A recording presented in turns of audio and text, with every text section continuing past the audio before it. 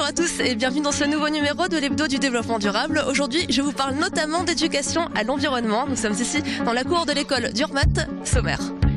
La forêt est à l'honneur du 13e cahier de l'Ariena, le réseau de l'éducation à la nature et à l'environnement en Alsace. Un cahier pédagogique destiné aux élèves de CM1 et CM2 et qui vise à les sensibiliser à la nature via des activités, jeux ou petites histoires. Nous sommes allés à Urmat assister à sa présentation.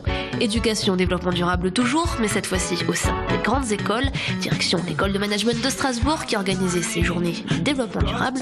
Enfin, l'autre actu de la semaine, c'était le Téléthon, rencontre avec des Alsaciens qui ont couru pour la bonne cause. Un reportage de Marion Luff. Faire un don d'heures de congé, acheter des viennoiseries ou courir le long du Rhin pour les plus courageux, autant d'activités proposées par EDF à ses salariés pour se mobiliser pour le Téléthon le week-end dernier. Le point d'orgue, 178 km de relais du nord au sud de l'Alsace. L'entreprise verse 2 € par coureur et par kilomètre parcouru. Une grande histoire, ça fait des années que cet événement est organisé et donc on pérennise avec des nouveautés comme de la marche et une course cycliste. Je pense que de participer au Téléthon, ça fait partie des valeurs du groupe et je pense que c'est très important. La solidarité. Aux côtés des coureurs, des associations et des personnes en situation de handicap comme les jumeaux Capucine et Nicolas qui ont participé à la course en joëlette avec Dune d'Espoir. Chaque année, les Dunes d'Espoir nous demandent si on veut bien participer au Téléthon. Et les enfants, ma foi, sont toujours partants. Donc c'est avec beaucoup d'ouverture d'esprit et beaucoup de partage. Puis quand on les voit comme ça fait encore plus de bien. Au total, l'opération a rapporté 38 168 € au Téléthon.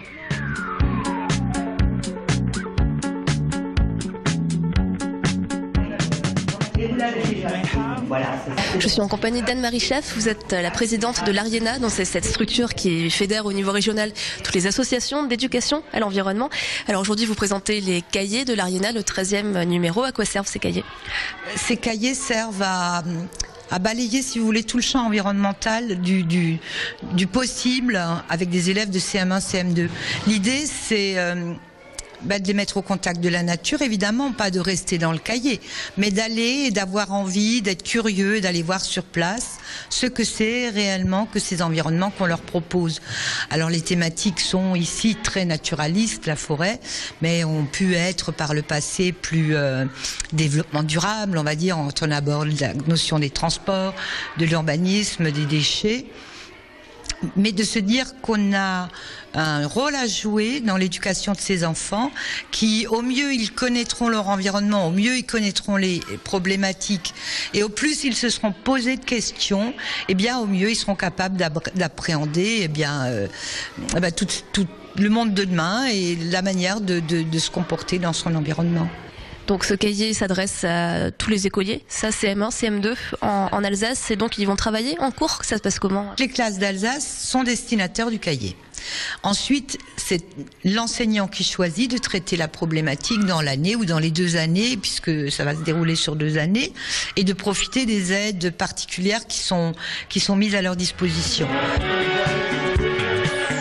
Avec moi, Monique Young, vice-présidente de la région Alsace. Vous êtes notamment en charge de l'environnement et de l'habitat. Alors la région Alsace ici a financé le projet à hauteur de 120 000 €, donc c'est quasiment la totalité de ce projet. Pourquoi un tel engagement ? Parce que nous avons le souhait d'apporter des outils pour l'éducation à la nature.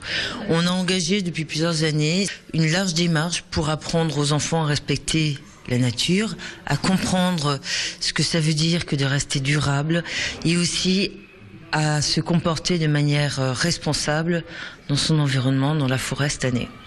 Finalement, faut éduquer dès aujourd'hui l'adulte de demain, c'est ça ?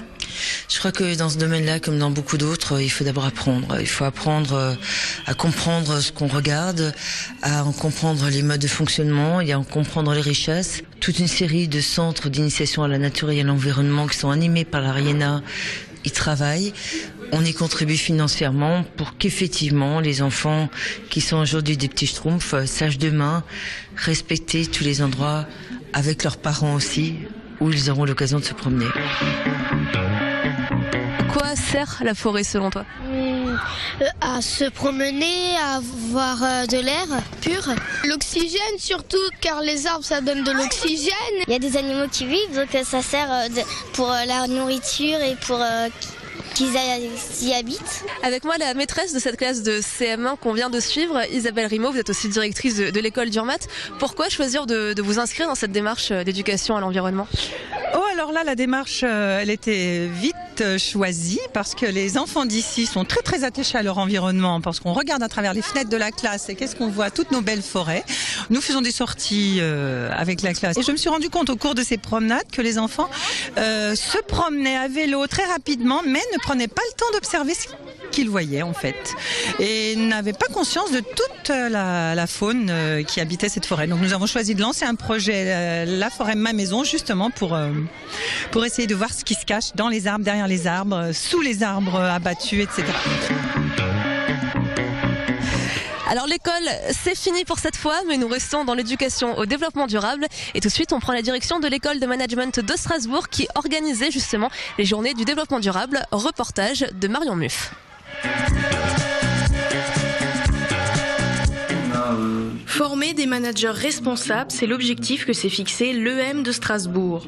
Aujourd'hui, toutes les entreprises, grands groupes ou PME font le pari du développement durable pour optimiser leurs performances. Les 35 formations proposées à l'école de management abordent toutes le thème de l'efficacité énergétique. Il importe de sensibiliser les étudiants à comment ces impératifs du développement durable font changer le management de l'entreprise. Et toutes les fonctions sont partie prenante de cette évolution qui s'impose aujourd'hui. Les entreprises sont face à de nouveaux défis. Clairement, la hausse du coût des énergies fossiles, la raréfaction des ressources.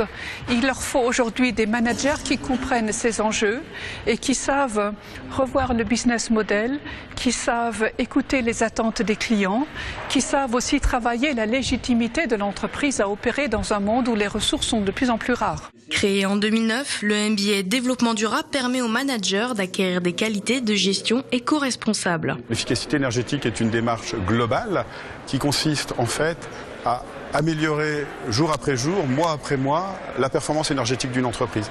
Ça ramène directement de l'argent par les économies réalisées. Ça a aussi des vertus concernant le management, puisque c'est une opération vraiment collective où tout le monde est impliqué. Donc on progresse sur plusieurs plans à la fois, qui se traduisent par des gains économiques, mais aussi des gains environnementaux. On va rejeter moins de CO2. Les entreprises qui l'ont compris sont des entreprises qui aujourd'hui ont un avantage. Elles ont fait cet effort. Elles ont intégré cette complexité, cette pensée globale dans leur structure de management. Aujourd'hui, c'est des entreprises qui sont plus attractives, plus rentables que d'autres. Jeudi dernier s'est tenue la 5e édition de la journée du développement durable à l'EM.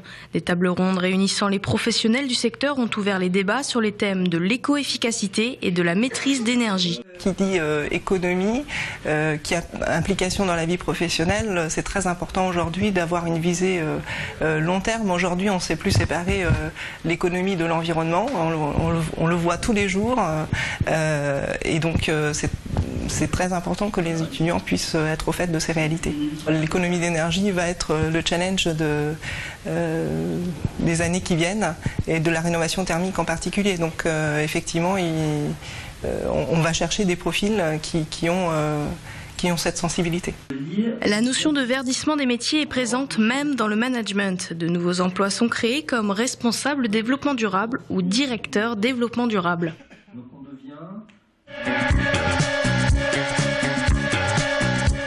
Merci de nous avoir suivis, c'est la fin de cette émission que vous pouvez retrouver sur le www.alsace20.tv comme toutes les précédentes. Je vous donne rendez-vous dans une semaine pour le tout dernier hebdo du DD de l'année 2013, mais d'ici là, restez sur Alsace 20. Salut!